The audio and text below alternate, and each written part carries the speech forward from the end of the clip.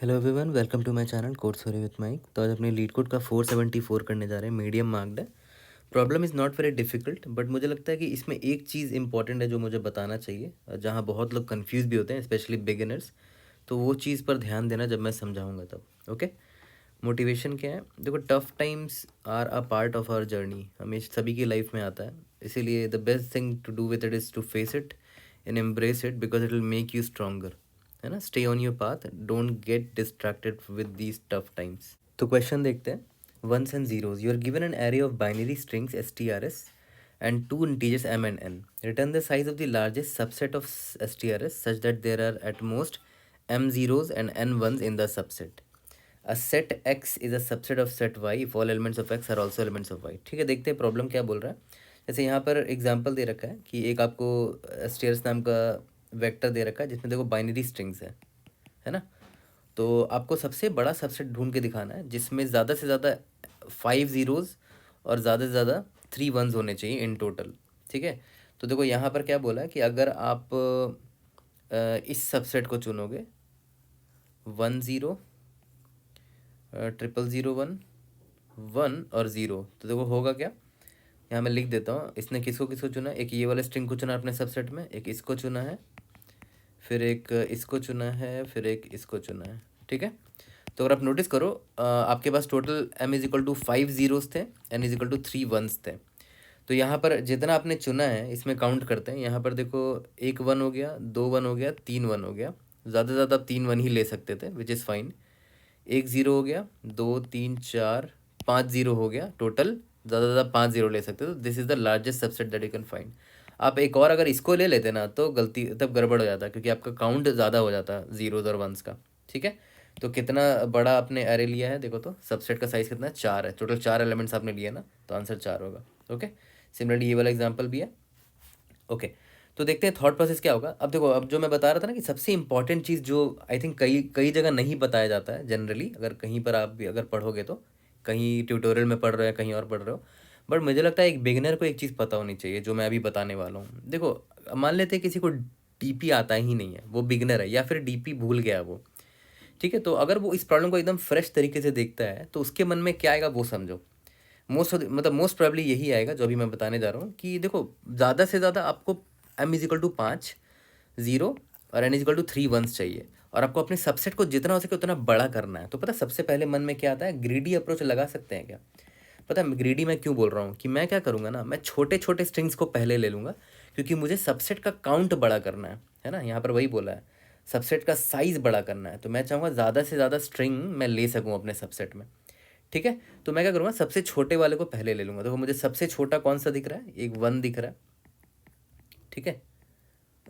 0 दिख रहा है, 1 दिख रहा है। दोनों का लेंथ छोटा, क्योंकि देखो इससे सिर्फ एक 0 मिलेगा, इससे सिर्फ एक 1 मिलेगा। ठीक है। इसको देखते हैं। इसके बाद ये छोटा है, इसमें सिर्फ एक 1 मिल रहा है और एक 0 मिल रहा है। तो ऑब्वियस बात है मेरा ज़्यादा m और n ऑक्यूपाई नहीं करेगा ये, है ना?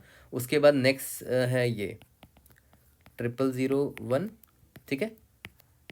1 1 1 0 0 1। तो आप देखो मैंने ग्रिडली इसको सॉर्ट कर दिया, और सॉर्ट किस बेसिस पे किया है? कि वो लोग कम से कम मेरे m और n को घटा सके। क्योंकि अगर मैं पहले ही इसको ले लूँगा, मान लेते हैं मैंने पहले ही इसको ले लिया, तो देखो होगा क्या। ये मेरा इसमें कितना है? इसमें ज़ीरो कितना है? 2 ज़ीरो है। इसमें वंस कितना है? 4 वन है। इसको तो मैं ले ही नहीं सकता ना, क्योंकि देखो m इज इक्वल टू 5 है और n इज इक्वल टू, यानी कि आप ज़्यादा से ज़्यादा 3 वन ले सकते हो। यहाँ पर 4 वन है ना? तो ऑब्वियस बात है मैं क्या करूँगा, मैं छोटे वाले को पहले लूँगा ताकि मेरा m और n जल्दी ख़त्म ना हो जाए। सबसे पहले छोटे वाले ले लूँगा। तो देखते हैं मेरा आंसर क्या आता है। अभी मेरे पास m कितना है? ज़ीरोज़ में कितना ले सकता हूँ? 5 ले सकता हूँ। और वंस में कितना ले सकता हूँ? 3 ले सकता हूँ, है ना? m और n यही दिया हुआ है। तो ऑब्वियसली मैंने सॉर्ट कर दिया है उसको। तो सबसे पहले सबसे छोटे वाले को उठाऊंगा, तो इसकी वजह से क्या हुआ? एक 0 मुझे मिला, तो 0 का काउंट कितना हो गया? 4 हो गया। अब मैं यहाँ पर आया, तो मैं अपने सेट में लिख देता हूँ कि मुझे सेट में क्या क्या मिल गया। एक ये स्ट्रिंग मिल गया।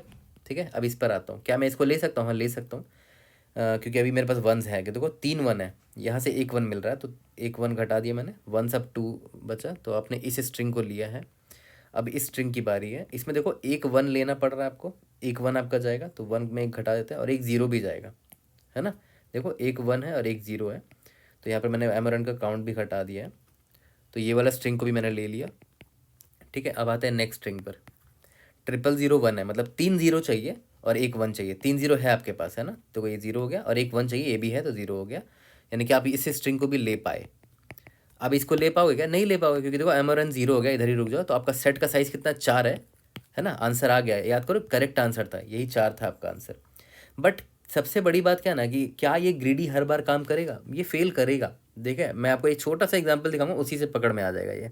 तो देखो मैंने ये एग्जांपल लिया है ये पता करने के लिए कि ग्रीडी हर बार पास नहीं करेगा। ऊपर वाले टेस्ट केस में तो पास कर गया। यहाँ अगर आप देखो, यहाँ पर मैंने क्या किया, सॉर्ट कर दिया है on the basis of length. ताकि मैं नहीं चाहता कि एम और एन जल्दी ख़त्म हो, तो मैं सबसे छोटे वाले को पहले रखा, उसके बाद फिर ये। ठीक है, तो यहाँ पर अगर मैं इस स्ट्रिंग को देखूँ तो ये इस ये बोल रहा है मुझे 2 0 चाहिए, तो 2 0 है मेरे पास, 0 अकाउंट 0 हो गया। तो मेरा सेट में जो आंसर है उसमें 00 वाला स्ट्रिंग मुझे मिल चुका है। यहाँ पर देखते हैं, ये बोल रहा है एक 0 चाहिए और एक 1 चाहिए। तो 1 तो है आपके पास 3, तो एक 1 आप ले सकते हो, बट 0 अब आपके पास ख़त्म हो चुका, तो आप इसको नहीं ले पाओगे। तो यहाँ हमारा लॉजिक फट रहा है ना, क्योंकि मुझे तो लग रहा था मैं स्टार्टिंग के सारे छोटे वाले ले लूँगा, बट यहाँ पर देखो नहीं ले पा रहा हूँ इसको। मुझे इसको स्किप करना पड़ेगा, मुझे आगे बढ़ना पड़ेगा। हो सकता है आगे मिल जाए मुझे, है ना। तो देखो इस केस में यहाँ मिल तो जा रहा है मुझे 1 1 1, बट एटलीस्ट हमारा वो अजम्पशन हमारा फेल हो गया कि हम इसको सॉर्ट करके छोटे वाले को, स्टार्टिंग वाले को ले लेंगे। हर बार ऐसा नहीं कर पाओगे। और भी ऐसे बहुत सारे एग्जाम्पल आपको दिख जाएंगे जहाँ पर एकदम वर्क ही नहीं करेगा। जैसे यहाँ पर ना काम कर भी जा रहा है पार्शियली, क्योंकि देखो ये स्किप करोगे और आप यहाँ पर आओगे तो देखो 1 1 1 मिला, आपको 3 1 चाहिए, तो वो आपको यहाँ से मिल जा रहा है ना। तो आपको 1 1 1 ये 2 स्ट्रिंग मिल जा रहा है आपके रिजल्ट में।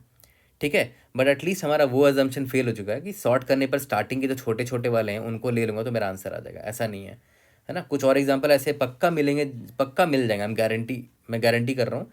मैंने अभी सारे एग्जांपल देखे नहीं है, बट पक्का ऐसा एग्जांपल मिलेगा जहाँ पर ये ग्रेडी फेल होगा पूरी तरीके से। यहाँ पर तो पूरी तरीके से फेल नहीं हुआ, आपने इसको स्किप करके इसको लिया तो काम बन गया, है ना।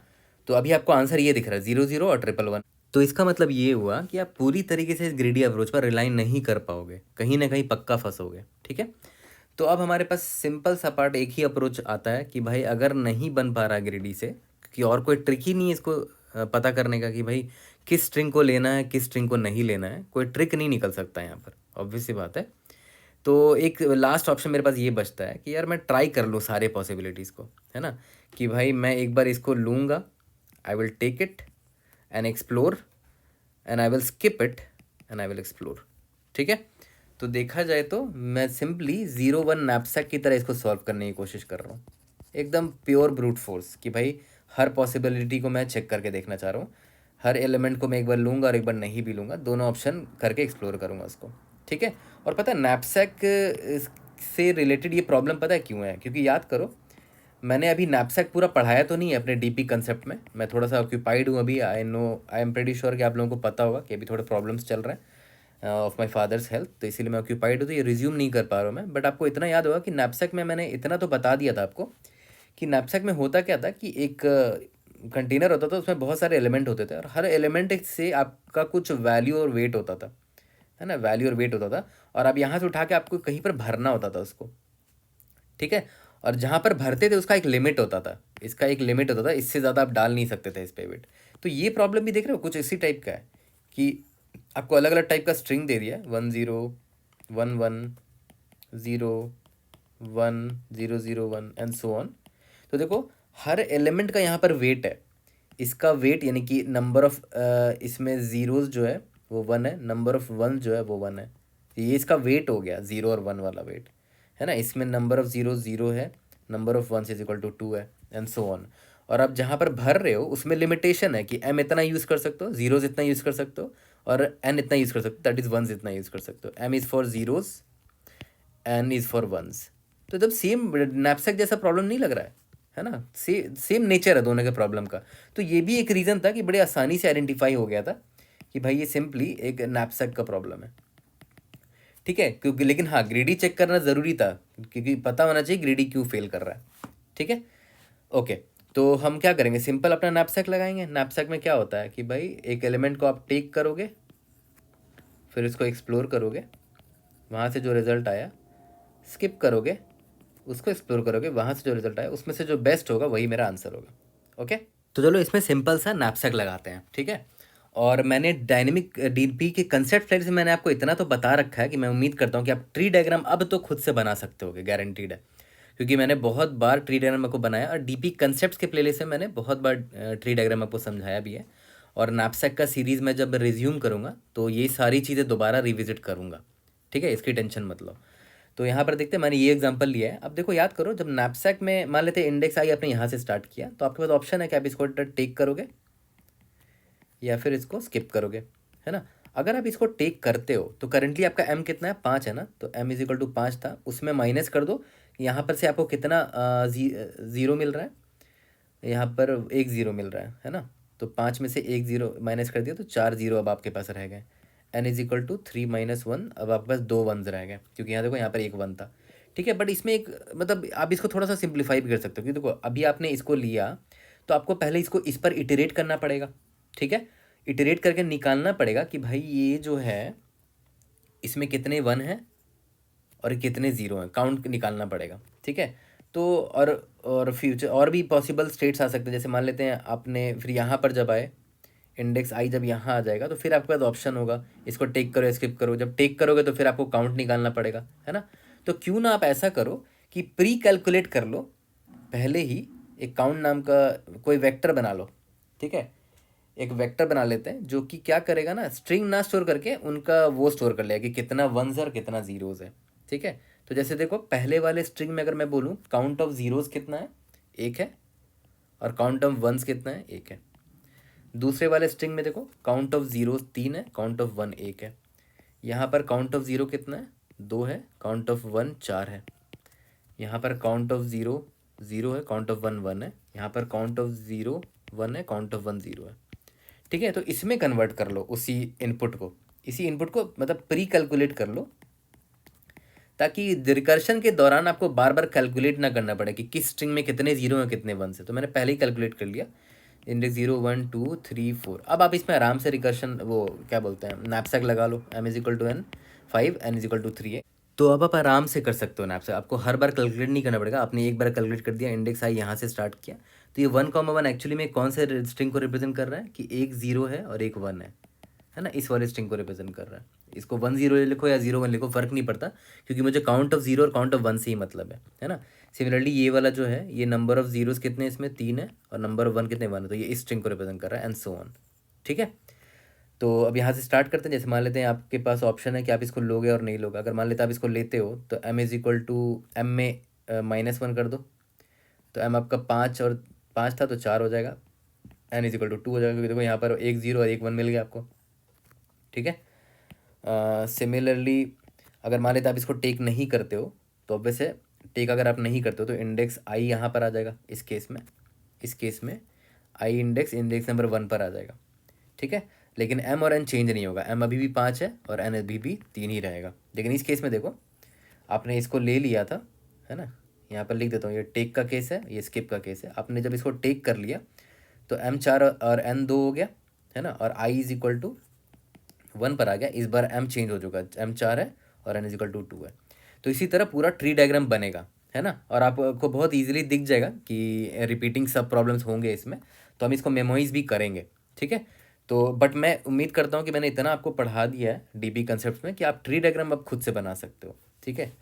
तो अब देखो ध्यान दो, तो देखा जाए तो हम हमेशा की तरह कैसे लिखेंगे इसको, अपना काउंट अरे जो हमने बनाया है ना, काउंट अरे में 2 इन्फॉर्मेशन है हर एलिमेंट में, हर इंडेक्स पे, काउंट ऑफ 0 और काउंट ऑफ 1, ठीक है। काउंट भेज देते हैं और भेज देते हैं कि मेरे पास एम और एन का लिमिट कितना है, और भेज देते हैं मैं किस इंडेक्स से स्टार्ट करता हूँ, मैं इंडेक्स नंबर 0 से स्टार्ट करता हूँ, ठीक है। अब इसको लिखते हैं सॉल्व, यहाँ काउंट भेज दिया, यहाँ एम भेज दिया, एन भेज दिया, इंडेक्स आई भेज दिया, ओके। अब देखो ध्यान देना, सबसे पहले मैंने क्या बोला कि मैं क्या करूँगा, यहाँ पर इस इंडेक्स वाले आई वाले एलिमेंट को मैं लूँगा, टेक भी कर सकता हूँ स्किप भी कर सकता हूँ। तो पहला ऑप्शन क्या है, इंट टेक, ठीक है। लेकिन एक चीज़ ध्यान देना, टेक करना भी है तो आपके पास कैपेसिटी होनी चाहिए, है ना। जैसे मान के चलते हैं आपका एम है 1 और एन है 0, और अभी जो आपके पास स्ट्रिंग है वो 00011 है, ठीक है। मतलब 3 0 चाहिए ठीक है, और 2 1 चाहिए। आपके पास यहाँ तो कैपेसिटी नहीं है, ना ही आप इतना 1 ले, आपके पास 0 भी सिर्फ एक ही बचा है और 1 तो आप ले ही नहीं सकते। ठीक है, तो हमें हर बार इंक्लूड करने से पहले कैपेसिटी चेक करना पड़ेगा, उसके बाद ही आप ले सकते हो, है ना। तो यहाँ पर टेक इज इक्वल टू 0 नाम का वेरिएबल ले लेंगे और यहाँ पर चेक कर लेंगे पहले कि जो मेरा काउंट अरे है, जिस इंडेक्स को मैं लेना चाह रहा हूँ उसका जो फर्स्ट है, फर्स्ट में क्या होता था, 0 होता था, है ना। क्या वो लेस देन या इक्वल टू m है? अगर है तभी ले सकता हूँ। And count of index I dot second, मतलब जो काउंट ऑफ वंस था वो भी less than equal to n होना चाहिए, तभी मैं इस पूरे स्ट्रिंग को ले पाऊंगा ना। क्योंकि इस पूरे स्ट्रिंग को लूँगा तो उससे नंबर ऑफ जीरोस भी कुछ आएंगे, नंबर ऑफ वंस भी कुछ आएंगे, तो दोनों कंडीशन सेटिस्फाई होना चाहिए, तभी मैं इसको ले सकता हूँ। अगर मैं इसको ले सकता हूँ तो बढ़िया है। यहाँ पर टेक इज इक्वल टू हमें सबसेट का साइज चाहिए, है ना, तो हमने एक स्ट्रिंग ले लिया तो 1 प्लस कर देते हैं, that we have taken 1 element. 1 plus solve function दोबारा कॉल कर दूंगा, काउंट भेजना पड़ेगा और m में अब डिक्रीज करना पड़ेगा, m minus count of I dot first और n minus count of I dot second. ठीक है, और इंडेक्स आई प्लस 1 जाएगा, आगे जाएंगे हम लोग, है ना। ये तो हो गया टेक का। स्किप तो सिंपल है, मतलब मुझे लेना ही नहीं है, तो स्किप में सिंपल है, सिंपली मैं सॉल्व फंक्शन कॉल कर दूंगा, काउंट भेज दिया, उसमें कोई चेंज नहीं है, m में भी कोई चेंज नहीं, n में भी कोई चेंज नहीं, इंडेक्स आई प्लस 1 की तरफ चला जाएगा क्योंकि मैंने स्किप कर दिया है। ठीक है, और लास्ट में हमें कुछ नहीं करना है, simply return maximum of take comma skip करना है, एज सिंपल एज दैट। ठीक है, और इसको मेमोराइज करने के लिए ऑब्वियसली साफ साफ दिख रहा है कि 3 वेरिएबल्स यूज़ हो रहे हैं। ठीक है, आप चाहे तो 2 वेरिएबल में भी कन्वर्ट कर सकते हो, बट वो आपके लिए मैं होमवर्क रखता हूँ। और नैपसैक सीरीज़ जब मैं पढ़ाऊँगा तो उसमें ये क्वेश्चन मैं दोबारा पढ़ाऊँगा, उसमें टॉप डाउन भी मैं बॉटम अप भी पढ़ाऊँगा अच्छे से डिटेल में। ठीक है, तो ये मतलब ये 2D DP में भी बना सकते हो उसको। ओके, और यहाँ पर बेस केस लिख देता हूँ मैं, इफ़ बेस केस क्या होगा, इंडेक्स आउट ऑफ बाउंड हो सकता है, आई अगर greater than equal to count dot size हो गया, है ना, तब इनवैलिड केस है, या फिर m भी 0 हो जाए एंड n भी 0 हो जाए, तो अब कुछ कर ही नहीं सकते ना और ले ही नहीं सकते, तो रिटर्न 0 कर दो। ठीक है, तो इतना सिंपल सा प्रॉब्लम था देखा जाए तो। ठीक है, बट अब मैं आपको कुछ चीज़ें बताता हूँ जो हम लोग पता है कहाँ डिस्कस करेंगे। नैपसैक का जो सीरीज़ चल रहा है ना डीपी कंसेप्ट्स में, और वो जल्द रिज्यूम करूँगा। आई जस्ट होप कि मेरे पापा जल्द से ठीक हो जाए, then I will be back home. Knapsack series में मैं ये चीज़ बताऊंगा, क्या बताऊंगा वो सुनो। मैंने अभी आपको दिखाया ना कि जब हम लोग यहाँ पर कॉल कर रहे हैं रिकर्शन को, तो index I is equal to 0 से स्टार्ट कर रहे हैं।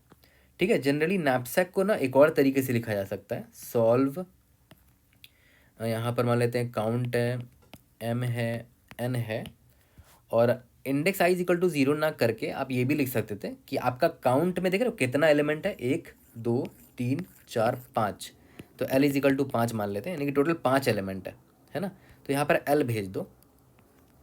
ठीक है, इसका मतलब क्या हुआ, जब आपको एक्सेस करना होगा ना किसी एलिमेंट को, तो आप l-1 करोगे तो वो वाला इंडेक्स, क्योंकि l तो लेंथ है ना इसका, तो l-1 करोगे तो क्या होगा, लास्ट वाला इंडेक्स एक्सेस हो जाएगा।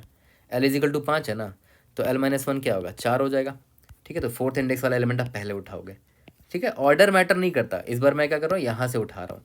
और इसके पीछे भी मैं रीज़न बताऊँगा कि जनरली नैपसैक के प्रॉब्लम्स को हम लोग इस तरह क्यों लिखते हैं।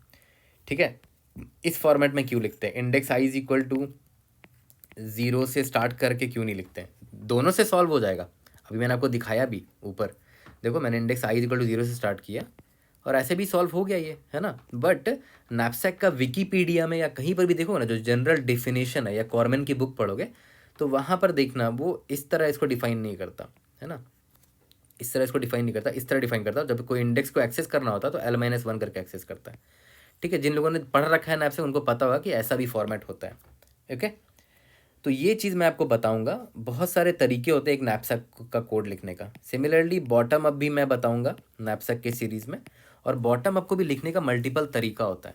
ठीक है, और जनरली नैपसैक के प्रॉब्लम्स का बॉटम अप कैसे लिखते हैं वो भी मैं आपको बताऊंगा।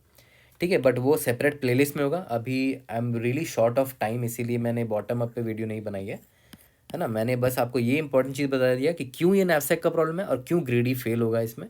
ठीक है, तो जल्दी से कोड करते हैं और वहाँ मेमोराइजेशन कर लेंगे हम लोग 3D अरे से, है ना। 3D अरे से मेमोराइजेशन कर लेंगे।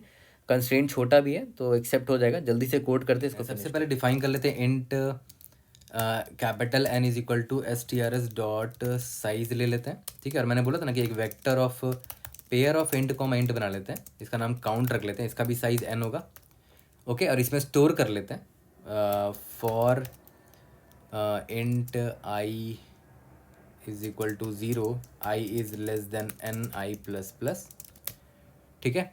अब मैं क्या करूँगा, जो भी स्ट्रिंग है इसमें उनका काउंट ऑफ 0 और काउंट ऑफ 1 निकाल लेता हूँ, ठीक है। Int count of zeros is equal to 0, int count of ones is equal to 0, ठीक है। फॉर कैर एंड ch, मैं फॉर लूप लगा रहा हूँ, बिना फॉर लूप लगाए भी आप कर सकते हो, किसी यूटिलिटी फंक्शन का यूज़ कर लेना, ठीक है। strs ऑफ i है ना, जो strs ऑफ i जो स्ट्रिंग है उस पर इटरेट कर रहा हूँ, तो यहाँ पर कॉन्स्ट लगा देते हैं। अगर if ch is equal to अगर वो 0 हुआ, ठीक है, तो काउंट ऑफ 0 क्या होगा, प्लस प्लस हो जाएगा। और अगर 0 नहीं हुआ तो पक्का 1 रहा होगा, ठीक है। तो ये मैंने उसका काउंट ऑफ 0 काउंट ऑफ 1 निकाल लिया। अब काउंट वाले वेक्टर में इंडेक्स i में इसका पेयर में स्टोर कर देता हूँ कि काउंट ऑफ ज़ीरोज़ क्या था और काउंट ऑफ वंस क्या था, ठीक है। ये हमने स्टोर कर लिया। अब मैं सिंपली सॉल्व फंक्शन कॉल करूँगा,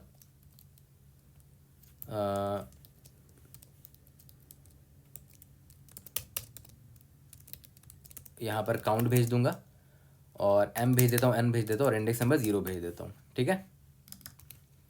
अब यहाँ पर सॉल्व फंक्शन कॉल करते हैं, int solve vector of pair of int comma int and count int m int n int i, ठीक है।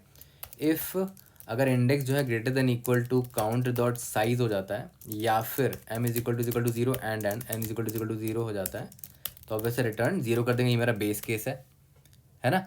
और इसके बाद मैंने क्या बोला था, इट इंक्लूड या तो टेक इज इक्वल टू 0 ले लो, ठीक है। लेकिन टेक करने से पहले यू हैव टू चेक कि काउंट ऑफ इस इंडेक्स में जो काउंट ऑफ 0 जितना मुझे चाहिए, it must be less than equal to m होना चाहिए, and count of i dot second में जो काउंट ऑफ 1 प्रेजेंट है वो less than equal to n होना चाहिए, ठीक है। तो take will be equal to, एक एलिमेंट मुझे मिल गया तो 1 प्लस किया मैंने, वापस इस कॉल कर दिया recursion, solve m minus count of i dot first n minus count of i dot second और i प्लस 1, ठीक है। और स्किप तो सिंपल है, int skip is equal to solve count m n i plus 1, कोई change नहीं है m n में क्योंकि आपने कोई एलिमेंट लिया ही नहीं है। रिटर्न करना है maximum of take and skip, ठीक है। एक बार रन करके देखते हैं, उसके बाद इसको मेमोराइज कर लेंगे। अच्छा, काउंट आई डॉट फर्स्ट होगा यहाँ पर, लेट्स सी NDDS। इसको एक बार मेमोराइज करके देख लेते हैं। तो मेमोराइज करने के लिए तीन चीज़ें चेंज हो रही है, m n और i भी चेंज हो रहा है। तो कंस्ट्रेंट देख लेते हैं, उसके हिसाब से एक वेक्टर ले लेंगे मेमोराइजेशन के लिए, ठीक है। स्ट्रिंग का लेंथ ज़्यादा से ज़्यादा 600 है, यानी कि इंडेक्स i जो है उसके लिए 600 का दे रखा है, और स्ट्रिंग का जो लेंथ है वो 100 दे रखा है। अच्छा, जो बाइनरी स्ट्रिंग उनका लेंथ ज़्यादा 100 होगा। तो एक काम करते हैं ना, एक वेक्टर लेते हैं, इंट t ले लेते हैं। देखो m और n तो ज़्यादा से ज़्यादा 100 तक जाएगा, तो 101 ले लेते हैं, 101। और जो इंडेक्स i है इसका ज़्यादा से ज़्यादा 600 लेंथ है, तो 601 ले लेते हैं यहाँ पर, ठीक है। ये छोटा है इसीलिए 3D DP भी यहाँ आराम से काम कर जाएगा, है ना। कंस्ट्रेंट छोटा है एक्चुअली में, तो ये काम कर जाएगा, दिक्कत नहीं होनी चाहिए हमें। अब एक काम करते हैं, यहाँ पर इनको सॉल्व को कॉल करने से पहले इसको इनिशियलाइज कर लेते हैं, ma'am set t-1 size of t, ठीक है। और यहाँ पर सब कुछ करने से पहले if t of m comma n और index i is not equal to -1, return t of m comma n comma i, ठीक है। और अगर ऐसा नहीं है तो यहाँ पर इसको रिटर्न कर दो is equal to this. Run करके देखते हैं, we should be able to pass all that is cases. Indeed yes. और बॉटम अप ये सारी चीज़ें आएंगी, बट टेंशन मत लो, वो सारे नैपसैक सीरीज में आएगा डीपी कंसेप्ट में, and soon I will resume it. Thank you for your patience, I hope I was able to help. See you guys in the next video, thank you.